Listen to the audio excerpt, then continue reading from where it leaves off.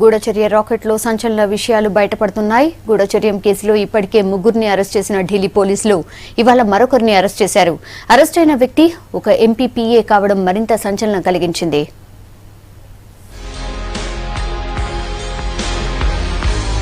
పాకిస్తాన్ నిఘా సంస్థ ఐఎస్ఐకి భారత రహస్యాలు చేరవేస్తున్న రాకెట్లో అనేక విషయాలు ఆలస్యంగా బయటకు వస్తున్నాయి.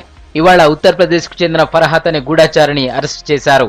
రాత్రి ఫర్హాత్ ను అరెస్ట్ చేసిన ఉదయం బయటకు తీసుకొచ్చారు. ఫర్హాత్ సమాజ్వాదీ పార్టీ రాజ్యసభ ఎంపీ మునవ్వర్ సలీం కు పిఏగా పనిచేస్తున్నాడు. పాకిస్తాన్ హైకమిషన్ ఉద్యోగి మహమ్మద్ అఖ్తర్ కు రక్షణ శాఖ సమాచారం అందిస్తుండగా బుధవారం నాడు ఢిల్లీ జూలో ఇద్దరిని అరెస్ట్ చేశారు. నిన్న రాజస్థాన్ కు చెందిన షోయబ్ ను అరెస్ట్ చేశారు. వీరిచ్చిన సమాచారంతో ఫర్హాత్ ను అరెస్ట్ చేశారు. फरहत को हमने अरेस्ट कर लिया. कोशिश करेंगे इन्वेस्टिगेशन में इसका इंट्रोगेशन हो ठीक से. काफी सालों से ये इन्वॉल्व है.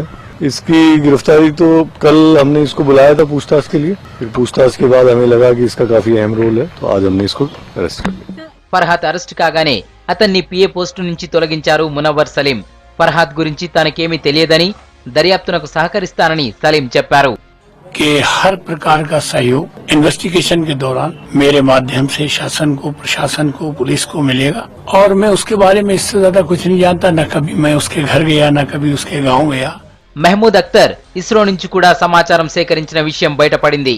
ఇస్రో అధికారి ఒకరు అఖ్తర్ కు సున్నితమైన సమాచారం అందించారని, ఆ అధికారి పేరును దర్యాప్తులో అఖ్తర్ బయటపెట్టాడని తెలుస్తోంది. దేశ పశ్చిమ తీరంలో సాయుధ బలగాల మోహరింపునకు సంబంధించిన వివరాలు రాబట్టి 26/11 తరహాలో దాడులకు ప్లాన్ చేసినట్టు హోంశాఖ వర్గాలు తెలిపాయి.